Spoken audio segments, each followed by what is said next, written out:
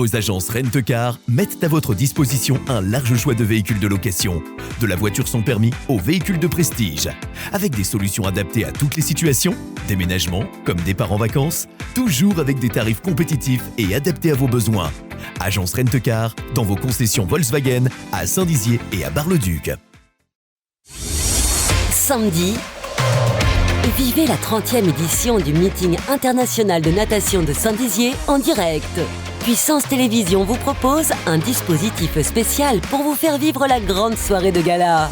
Suivez les différentes finales, les réactions des athlètes à la sortie des bassins, mais aussi les réactions à chaud de nos invités et des reportages au cœur de l'événement. Le 30e meeting international de natation de Saint-Dizier, à vivre samedi dès 20h sur Puissance Télévision.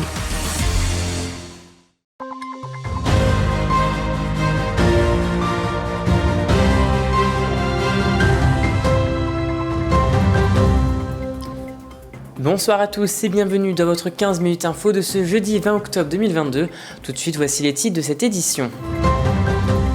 Les travaux des petites halles de Saint-Dizier débutés en septembre 2022 après une fermeture pour des raisons de sécurité voient leur délai s'allonger.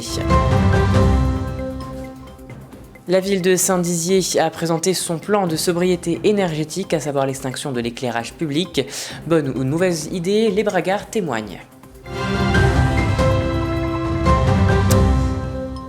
Et voilà pour les titres. Je vous le disais, les travaux des petites halles de Saint-Dizier débutés en septembre 2022 après une fermeture pour des raisons de sécurité voient leur délai s'allonger en cause des fondations en très mauvais état qui nécessitent entre autres des fouilles préventives. Quentin Brière, le maire de Saint-Dizier, explique comment la ville compte faire de cet aléa une opportunité. Écoutez. Les petites halles, l'objectif c'était de les refaire à neuf pour qu'elles soient tout de suite aménageables et qu'elles donnent de la valeur au centre-ville. Là, on a une découverte en faisant ces halles, c'est qu'il faut creuser plus profondément et faire des fouilles archéologiques parce qu'il y a un problème sur les fondations. Donc, il va y avoir un certain temps où les halles, il va falloir qu'on les démonte, qu'on ouvre le sol pour faire les fondations et puis qu'on les remonte après. Moi, ce que je me dis, c'est que le temps qui sera perdu là, il faut qu'on l'emploie à imaginer l'avenir de ces halles pour en faire un vrai lieu de vie, un lieu convivial sympa.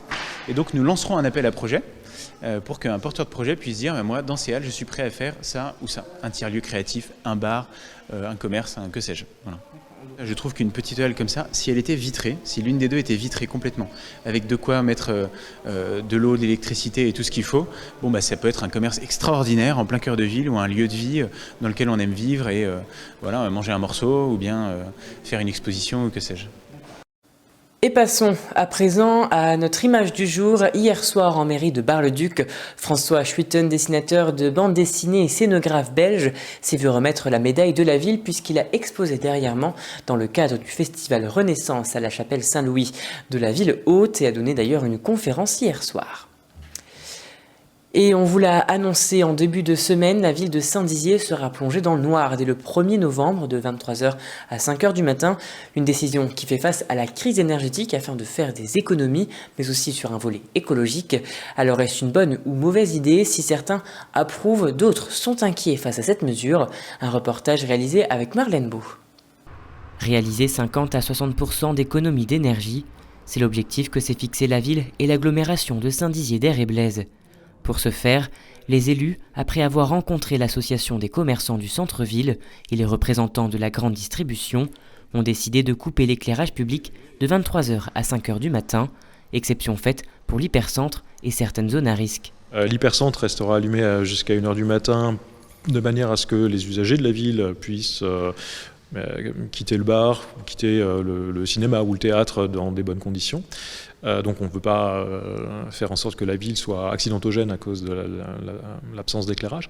Et puis les forces de l'ordre nous ont demandé effectivement sur certaines zones de la ville où il y a des problèmes sécuritaires assez récurrents de pouvoir garder de la lumière. Ouais. Pour autant, cette réduction de consommation qui permettra à la collectivité une économie de près de 230 000 € divise les bragards. De faire ça, c'est pas ce qu'il y a de mieux au niveau des vols. Hein. Franchement là, pour l'énergie, oui ça c'est très bien. Mais dans ce cas-là, on change le système d'ouverture des lampes. On met des LED. Il faut investir. Et ça, il y a longtemps que ça a dû être fait. Dans le noir, ça fait drôle. Hein. Ça fait vraiment drôle d'être dans le noir. Parce que, c'est pour vous dire, j'ai une véranda, j'ose même pas fermer les volets pour pas être dans le noir. Alors s'ils nous ferment les volets, là, la lumière, ça fait peur quand même. Hein.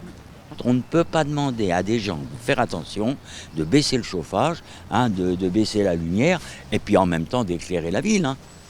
Non, mais je pense que le maire, il a raison, là.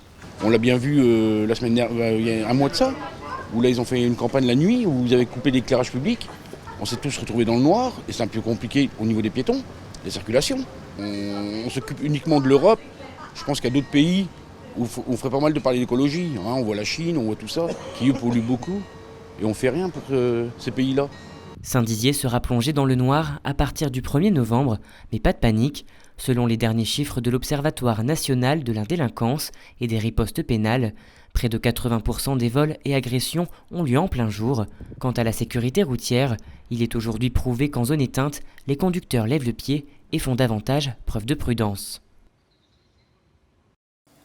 Et voilà, c'est la fin de cette édition. Merci à tous de l'avoir suivi. Dans un instant, vos prévisions météo de demain. Je vous souhaite une très belle soirée.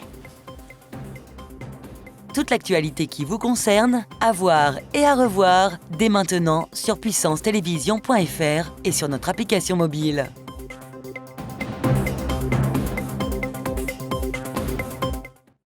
Une femme sur 8 risque de développer un cancer du sein. L'information sur le dépistage précoce permet de sauver des milliers de vies et est essentielle. Alors Puissance Télévision s'engage pour véhiculer ce message.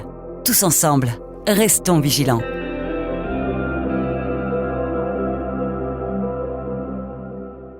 Ce n'est pas rien, un dépistage du cancer du sein, mais c'est le meilleur moyen de détecter un cancer précoce ou de s'assurer qu'il n'y a rien. Et la personne la mieux placée pour vous en convaincre, c'est vous.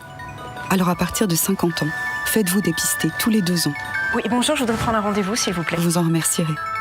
Pour un dépistage.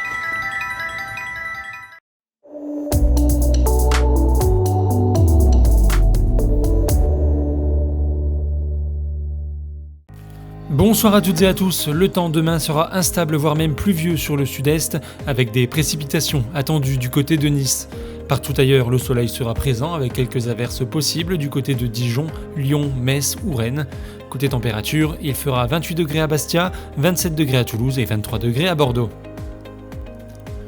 Du côté de nos départements, le soleil sera présent malgré quelques averses attendues également. Il fera 22 degrés à Saint-Dizier et Vitry-le-François, 21 degrés à Bar-le-Duc, 20 degrés à Chaumont, Commercy et Verdun et 18 degrés à Langres.